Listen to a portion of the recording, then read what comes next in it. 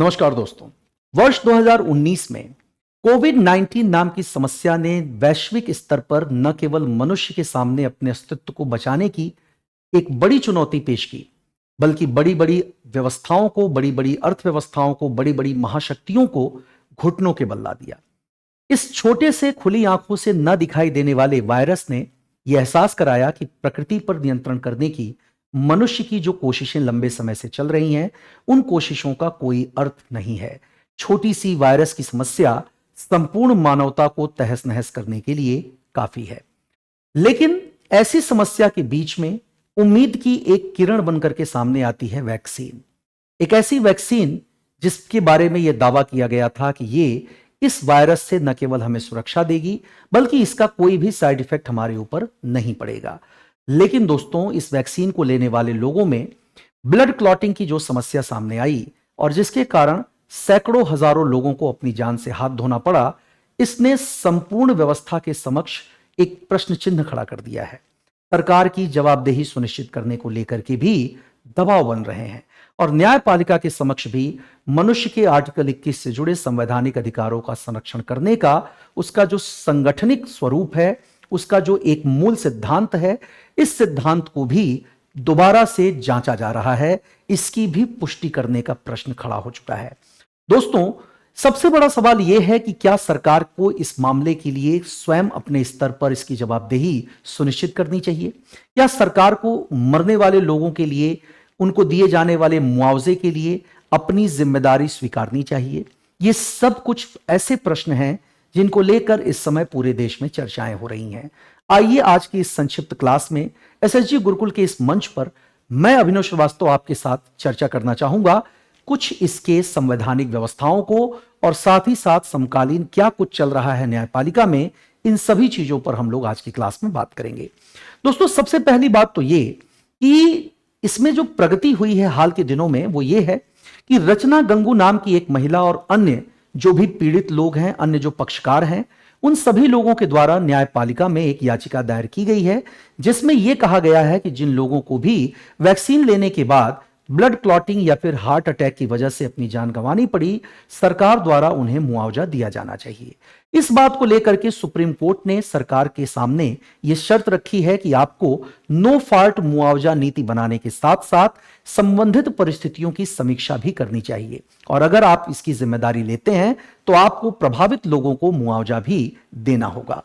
दोस्तों, इस पूरे मामले में रचना गंगू के साथ अन्य कई याचिकाकर्ता हैं जिन्होंने अपनी याचिकाएं दायर की हैं, जिस पर सुनवाई करते हुए सर्वोच्च न्यायालय ने कुछ मामलों पर अपने फैसले दिए हैं, कुछ निर्देश दिए हैं सरकार को। वो क्या है, आइए इसको आगे की ओर समझते हैं। सबसे बड़ी बात यह है दोस्तों कि नो फॉल्ट कंपनसेशन पॉलिसी है क्या, पहले इसे समझना होगा। दोस्तों, इस व्यवस्था में यह सुनिश्चित किया जाता है, जैसे सड़क दुर्घटनाओं में अगर यह तय किया जाए कि किसकी गलती है, किसकी जिम्मेदारी है, कौन जिम्मेदार है इसका, क्या वह व्यक्ति जो लापरवाही से सड़क पार कर रहा था या फिर वो व्यक्ति जो वाहन चला रहा था, उसकी गलती है। हम ये देख सकते हैं कि किसी की भी दायित्व को निर्धारित नहीं किया जा सकता और इसे सामान्यतया किसी की लापरवाही भी साबित नहीं होती है। ऐसे मामलों में यह मान लिया जाता है कि यह सिर्फ एक दुर्घटना है और पीड़ित पक्ष को इसके लिए मुआवजा मिलना चाहिए सरकार की ओर से। ठीक ऐसा ही मामला हमारे देश में दोस्तों मोटर व्हीकल एक्सीडेंट के मामलों में लागू है, जहां एक्सीडेंट होने पर बिना किसी गलती के दोस्तों मुआवजा दिया जाता है पीड़ित को। ठीक उसी तरह से यह बात कही जा रही है कि जो लोग भी इस मामले में प्रभावित हैं, उन्हें सरकार की ओर से मुआवजा मिलना चाहिए, ऐसा याचिकाकर्ताओं की मांग है। लेकिन इस मामले में चार बातें और हैं जिनको जानना होगा। इस पूरे मामले में सबसे ज्यादा जो प्रभावित लोग हैं वो 18 से 40 आयु वर्ग के लोग हैं और याचिकाकर्ताओं में रचना गंगू और अन्य प्रभावित परिवार शामिल हैं जिन्होंने अपनों को खोया, जिनके अपनों को अपनी जान गंवानी पड़ी। परिणाम यह है दोस्तों कि इससे जो जटिलताएं वैक्सीन लेने के बाद उभरी, इन जटिलताओं के कारण जिन लोगों की जान गई, जिन लोगों की मृत्यु हुई, वो किसी न किसी के पति, किसी के भाई, किसी का बेटा और किसी का कहीं ना कहीं आप कोई और रिश्ता भी कह सकते हैं, जरूर रहा होगा। मैं ये नहीं कह रहा हूं कि सिर्फ पुरुष ही मरे हैं, इससे मरने वालों में महिलाएं भी शामिल हैं। लेकिन ये सारा मामला क्यों हो रहा है, इसको देखने की जरूरत है। सबसे बड़ी समस्या है कि इस उम्मीद की किरण के तौर पर जो कोविशील्ड और कोवैक्सीन जैसी दवाएं सामने आई, जो वैक्सीन सामने आई, उसे लेने के बाद ही इस तरह की जटिल स्वास्थ्य समस्याएं पैदा होने लगी। और इन जटिल स्वास्थ्य समस्याओं का परिणाम यह हुआ दोस्तों कि आज न केवल आम आदमी इस तरह का सवाल पूछ रहा है, बल्कि सरकार की जवाबदेही भी सुनिश्चित करने की जरूरत पड़ रही है और न्यायपालिका को इस पूरे मामले में हस्तक्षेप करना पड़ा है। दोस्तों, इस पूरे मामले में जितने भी पिटीशन फाइल करने वाले लोग हैं, जो याचिका करता हैं, उनके अपने तर्क हैं, सरकार के अपने तर्क हैं और न्यायपालिका के अपने तर्क और निर्देश हैं। याचिकाकर्ताओं के तर्क की बात करें दोस्तों, तो सबसे पहली बात है कि इस पूरे मामले में कोई भी इन्फॉर्म कंसेंट नहीं रहा, यानी कि वैक्सीन का कोई दुष्परिणाम हो सकता है, कोई रिस्क हो सकता है, इस बारे में याचिकाकर्ताओं का कहना है कि सरकार ने कोई भी बात नहीं बताई, कोई जानकारी नहीं दी गई। व्यवहारिक रूप से अगर बात किया जाए दोस्तों, तो अगर वैक्सीन की बात करें तो यह वैक्सीन स्वैच्छिक थी, लेकिन सरकार ने चूंकि ट्रेन, हवाई यात्राओं, कॉलेज वगैरह में प्रवेश के लिए वैक्सीन सर्टिफिकेट लेना अनिवार्य कर दिया, ऐसे में आम नागरिकों पर इसका दबाव समझा जा सकता है। तीसरी बात यहां पर जो है, अनुच्छेद 21 का अगर हम डिस्कशन करें तो अनुच्छेद 21 जो स्वास्थ्य और जीवन के अधिकार का गारंटी हम आम नागरिकों को प्रदान करता है, अगर पूरी जानकारी लिए बिना वैक्सीन लगाई गई, लोगों को पूरी जानकारी दिए बिना अगर वैक्सीन लगाई गई और अगर उनकी जिंदगी खतरे में पड़ी, तो इसका मतलब है कि संविधान के अनुच्छेद 21 का भी कहीं ना कहीं उल्लंघन है। ये तीन बातें कही गई हैं याचिकाकर्ताओं की ओर से। हालांकि इसके जवाब में सरकार का भी अपना अलग पक्ष है।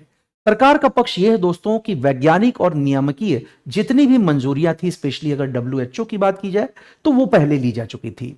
और ऐसे मामले, चूंकि सरकार दूसरी बात यह कह रही है कि ऐसे मामले इतनी बड़ी आबादी वाले देश में बहुत कम है, तो इसको बहुत ज्यादा गंभीरता से शायद नहीं लिया जा सकता है। तीसरी बात यहां पर सरकार का कहना है कि पहले से इसके लिए मौजूदा विकल्प हैं, जैसे कि अगर हम कंज्यूमर कोर्ट या फिर सिविल कोर्ट में चाहें तो ऐसे मामलों में कंप्लेन फाइल कर सकते हैं। ये तीन मामले सरकार के हैं, तीन पक्ष सरकार ने रखे हैं। सर्वोच्च न्यायालय की अगर महत्वपूर्ण टिप्पणियों की बात करें दोस्तों, तो यहां पर सर्वोच्च न्यायालय ने स्पष्ट किया कि नागरिकों पर इसका बहुत ज्यादा बोझ था। बोझ होने का मतलब आम नागरिकों के लिए चूंकि वैक्सीन अनिवार्य कर दिया गया था, तो इससे जुड़े मामलों में मेडिकल लापरवाही साबित करना यह एक बहुत बड़ी वैज्ञानिक चुनौती है। दूसरी बात, समानता का प्रश्न भी यहां खड़ा होता है कि अगर अलग अलग कोर्ट में इसके लिए याचिकाएं दायर की जाएं और अलग अलग अदालतों में सुनवाई हो, तो मुमकिन है कि यहां पर फैसलों में भी अंतर हो सकता है, जो कि न्यायपालिका के समक्ष विवाद का विषय बन सकता है, टकराव का विषय बन सकता है। लेकिन राज्य की बात करें तो चूंकि इस पूरे मामले में राज्य ने कहा भी था कि वैक्सीन लें, अफवाहों पर ध्यान न दें, ऐसे दावे बड़े जोर शोर के साथ किए गए, तो कहीं ना कहीं सरकार को भी इस पर अपनी जिम्मेदारी लेनी चाहिए। सरकार अपनी जिम्मेदारी से बच नहीं सकती। दोस्तों, नो फॉल्ट लायबिलिटी के सिद्धांत को लेकर राष्ट्रीय और अंतर्राष्ट्रीय स्तर पर पहले से प्रभावी कानून मौजूद हैं। ऑस्ट्रेलिया, ब्रिटेन और जापान जैसे देशों में वैक्सीन कंपनसेशन पॉलिसी के तहत प्रभावित लोगों को मुआवजा देने की बात पहले ही कही जा चुकी है। वहीं भारत में, जैसा मैंने कहा कि भारत में जो ये स्थिति है, मोटर व्हीकल एक्ट के मामलों में पहले से लागू है और मूल सिद्धांत यही कहता है कि अगर कोई व्यक्ति इसके कारण पीड़ित है, प्रभावित है, तो निश्चित रूप में उसे सीधे तौर पर मुआवजा मिलना चाहिए। खास बात यह है दोस्तों कि संवैधानिक आधार के स्तर पर अगर देखा जाए तो आर्टिकल 21 का उल्लंघन तो इसमें हो ही रहा है, जो कि जीवन और व्यक्तिगत स्वतंत्रता के अधिकार का उल्लंघन करता है। स्वास्थ्य एवं गरिमा का जो अधिकार संविधान हमें प्रदान करता है, वह भी इससे प्रभावित होता है। और तीसरी सबसे बड़ी चीज कि न्यायालय यह मानता है दोस्तों कि मानवीय पीड़ा को नजरअंदाज नहीं किया जा सकता। जिन लोगों ने अपनों को खो दिया, जिनके अपनों की जान चली गई, जिनके जिंदगी में उस व्यक्ति की जो भी अहमियत रही होगी, वो अहमियत अब नहीं रही, तो इसके लिए भी सरकार को नैतिक स्तर पर, राज्य को नैतिक स्तर पर दायित्व तो लेना ही होगा, जिम्मेदारी तो लेनी ही होगी और आगे बढ़कर प्रभावित व्यक्ति को सहायता भी देना यह सरकार का दायित्व है। दोस्तों, ऐसा मामला वर्ष 2022 में भी आया था, जहां पर जेकब बनाम यूनियन ऑफ इंडिया के मामलों में सुप्रीम कोर्ट पहले ही मुआवजा देने का आदेश दे चुकी है।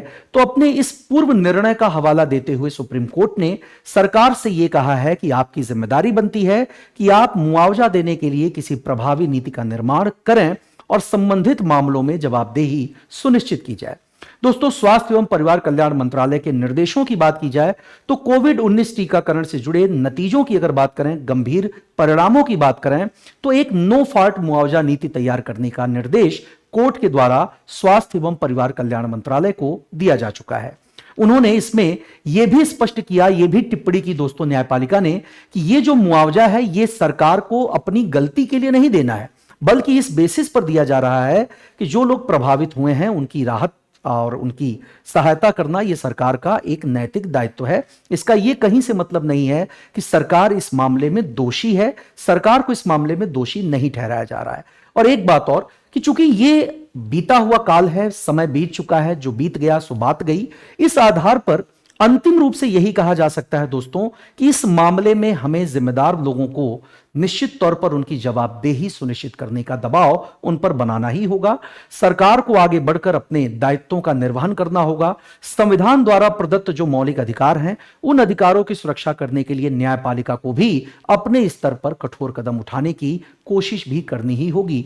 तो ये सारी चीजें हैं जिसको लेकर अब देखना यह है कि आगे का रास्ता क्या है, आगे क्या चीजें होती हैं, क्या भविष्य में ये चीजें होंगी कि सरकार आम नागरिकों को, प्रभावित लोगों को मुआवजा देगी, क्या चुनिंदा लोगों को मुआवजा मिलेगा या उन सभी को जिन्होंने वैक्सीन ली है लेकिन अभी तक उनकी जान नहीं गई, तो क्या इंतजार किया जाए कि वो मर जाएंगे तब उनको मुआवजा मिलेगा? ये सारे प्रश्न हैं जो इस समय सरकार, न्यायपालिका और आम नागरिकों के मन में उथल पुथल मचा रहे हैं। देखते हैं आगे आने वाले वक्त में क्या होता है।